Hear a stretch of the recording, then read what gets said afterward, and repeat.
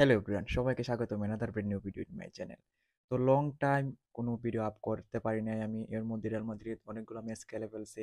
আমরা বর্তমানে লা লিগার টপে আছি, বার্সা থেকে 7 পয়েন্ট এগিয়ে, আর অ্যাটলেটিকো থেকে 2 পয়েন্ট।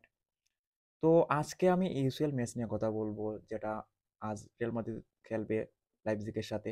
তো এই ম্যাচ নিয়ে যদি আমি আমার প্রিভিউ, আমার প্রেডিকশন এবং আমার প্রেডিক্ট লাইন আপ নিয়ে যদি কথা বলি, প্রথমে যদি আমরা টিম নিউজে আসি, আমাদের এর আগের ম্যাচের আগে আমরা জানতে পারি যে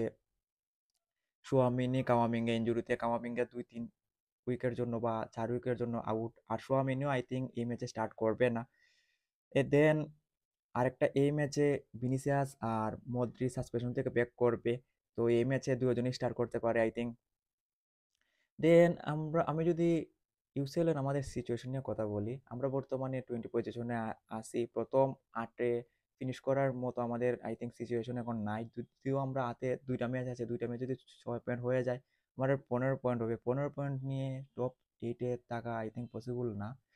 তো আমরা এরপর 2টা প্লে অফ ম্যাচ খেলে আমাদের কোয়ালিফাই করতে হবে নেক্সট রাউন্ডে। তো এই ম্যাচটা আমাদের মাস্ট উইন গেম।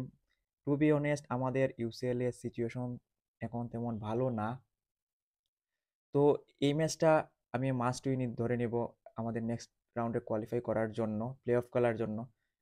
তো এখন যদি আমি এই ম্যাচের আমার লাইন আপে আসি, লাইন আপটি কি হইতে পারে? বাস্কোজ আমরা জানি এই ম্যাচে সাসপেন্ডেড, তো রাইট ব্যাকে বাস্কো স্টার্ট করতে পারবে না, আর আমাদের অন্য কোনো অপশনও নাই। যদিও এর আগের ম্যাচে একজন একাডেমির প্লেয়ারকে চান্স দিছিল আঞ্চলতির 4-5 মিনিট খেলার জন্য।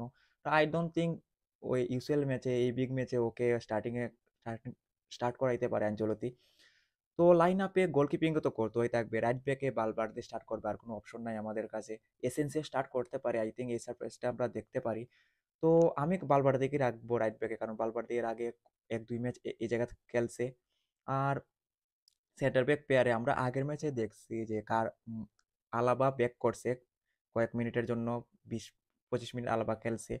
তো আই ডোন্ট থিঙ্ক আনচলতি এই বিগ ম্যাচে আলাবাকে স্টার্ট করাইতে পারে, কারণ রুদিগার এসেন্সিওর যে কম্বিনেশনটা সেটা এর আগের কয়েক ম্যাচে অনেক ভালো কাজে দিছে। এসেন্সিও অনেক ভালো পারফরমেন্স দিতেছে। তো আই থিঙ্ক এই ম্যাচে এই কম্বিনেশনেই যাবে আনচলতি। আর লেফট ব্যাকে আই ডোন্ট থিঙ্ক মেন্দিকে স্টার্ট করাবে, কারণ মেন্দির পারফরমেন্স এই সিজনে তেমন ভালো না, ডিফেন্সিভলি তেমন ভালো পারফরমেন্স দিতেছে না। আর এটাকে তো তেমন আউটপুট দেয় না ও, স্বাভাবিকই। তো গার্সিয়া স্টার্ট করাবে আনচেলতি। আর গার্সিয়া এর আগের ম্যাচে একটা অ্যাসিস্ট করছে, 8.1 রেটিং নিয়ে অনেক ভালো খেলছে এই সিজনে। আই থিঙ্ক মেন্দি থেকে অনেক ভালো পারফরমেন্স দিতেছে গার্সিয়া। তো গার্সিয়া স্টার্ট করবে লেফট ব্যাকে। এবং যদি মিডে আসি, মিডে বালবার্দের তো রাইট ব্যাকে স্টার্ট করবে। তো মিডে বেলিংহামের সাথে সেবায়োজ আর মদ্রিজ এবং আর্দা গোলার আছে অপশন।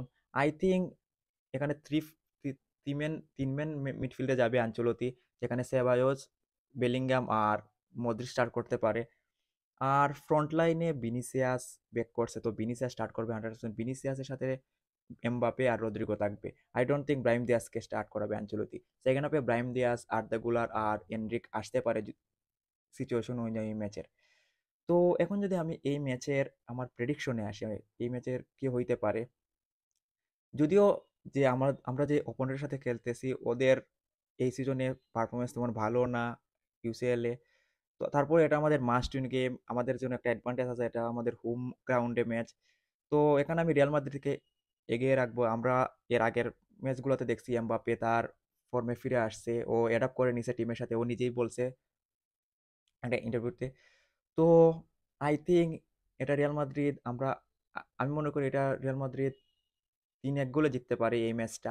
আমার প্রেডিকশন 3-1 ফর রিয়াল মাদ্রিদ। তো এটাই আছিল আমার আজকের ম্যাচের নিয়ে আমার প্রেডিকশন, আমার প্রিভিউ এবং আমার প্রেডিক্ট লাইন আপ। আপনারা আপনার প্রেডিকশন জানাতে পারেন কমেন্ট সেকশনে, আপনাদের প্রেডিকশনকে এই ম্যাচ নিয়ে। আর ম্যান অফ দ্য ম্যাচ কে হইতে পারে এটাও জানাতে পারেন প্রেডিকশন আপনাদের।